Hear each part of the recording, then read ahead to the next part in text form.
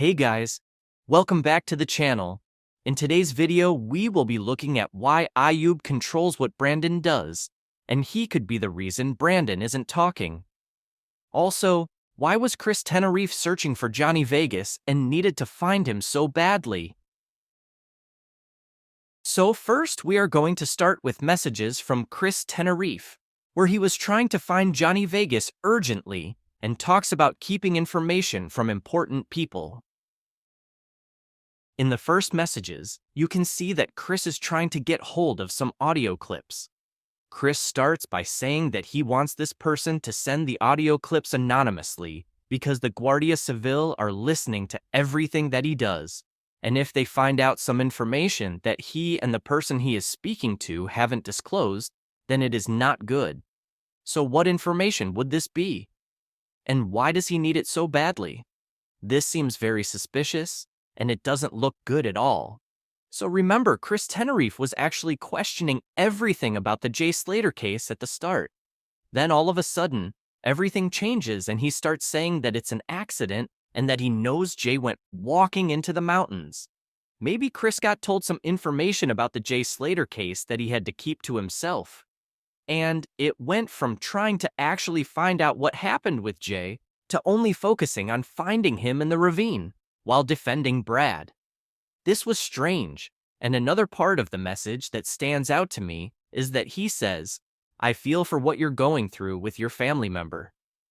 Now this could be nothing to do with Jay, and he could just be on about the person who he's speaking to and maybe something happened to their family member. But on the other hand, seeing as this whole situation is about Jay, it could definitely be about him as well. Does this mean that he's talking to one of Jay's family members? And this might be why the family hasn't mentioned Chris Tenerife's name once? Chris also talks about the two guys at the Airbnb and says that there are lies being told, and that Mark Williams Thomas, also known as the fake detective, is the real problem in all of this. So Mark has tried to find out the truth, and we know that for a fact. He found Ayub and got in contact with him and pushed him to come forward. Whether he has done a bad job and says he has information and isn't saying what it is, he still tried to find answers, and I don't think Mark was part of a cover-up. So maybe Chris wanted to take Mark out of the picture, because Mark was actually trying to find out what happened to Jay and didn't follow the accident story that we were being told. Could Chris know more than he is letting on? In the next set of messages, you can see that Chris is trying to get hold of Johnny Vegas. Now, we have a couple of problems with this one. First of all, Chris is saying that he needs Johnny to help prove that Mark is a fake detective and stop him from causing problems with this case. So this is all a big mess, and maybe Mark was going to find some information that would help us find out what really happened to Jay, and allegedly Chris wanted to stop Mark from talking. This doesn't look good, and it's very suspicious that Chris is saying that he needs these lives to prove that he's innocent. If he is innocent, then why would you need audio clips to prove that? And how can Johnny Vegas prove that Mark's a fraud anyway? This doesn't make a lot of sense, but I'm starting to think that whoever Johnny Vegas actually is definitely has a big part in this case as well.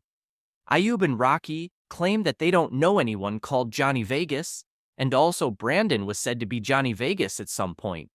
But once I looked into it, I found out about that guy called Vegas Atanda, whose real name was Jonathan Atanda, and if you put the two together, it leads straight to the name Johnny Vegas.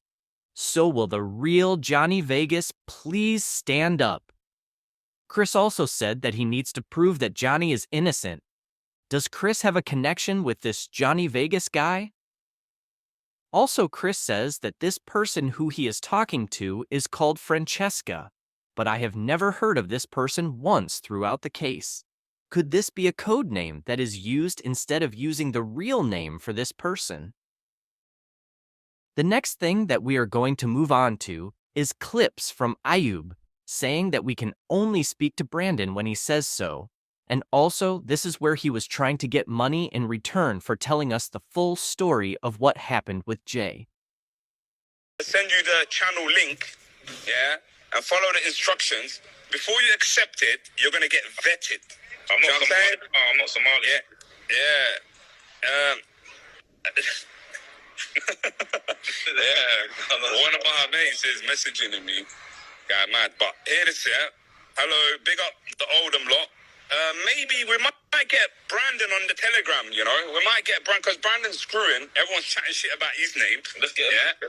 Yeah, and I might get him on the Telegram, exclusive. On the Telegram, you're going to get the photos, the videos, everything that you all fucking itching for, yeah? You're not fucking getting it for free. So Ayub says that he will get Brandon in the Telegram group, and he calls it an exclusive. This ain't a good look, mate. Because why are you trying to turn this case into a Telegram group and using Brandon to get people to join? Also, why would Brandon come into this group and talk just because you have told him to? But he won't talk about the situation for Jay's family. Also, this proves that Ayub was trying to get money from people for the full story. He literally says in his own words, "You ain't getting it for free."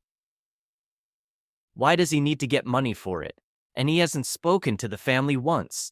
But he's happy to tell everyone online. Just imagine what the family would think if they saw this. Maybe they might have seen this already, but I can't understand why Ayub was trying to use the Jay Slater case to start his own crypto group, but then says that people like us are the problem, and that we need to be respectful to the family. Come on, Ayub. This doesn't look good. I'm saying he's Rocky. I was just hearing. No, but you know what? We're people are the people. You're joining there, and you're in there for life. Do you know what I'm saying? It's a community thing. We're gonna make coin together. I'm gonna put people onto earners, and yeah, it's gonna go off. So start making like crypto wallets, because it's gonna be heavily involved in crypto. Do you know what I'm saying? Like, we're the people. We're the people of the community. Do you know what I'm saying? They want to see Brandon. You what? See Brandon.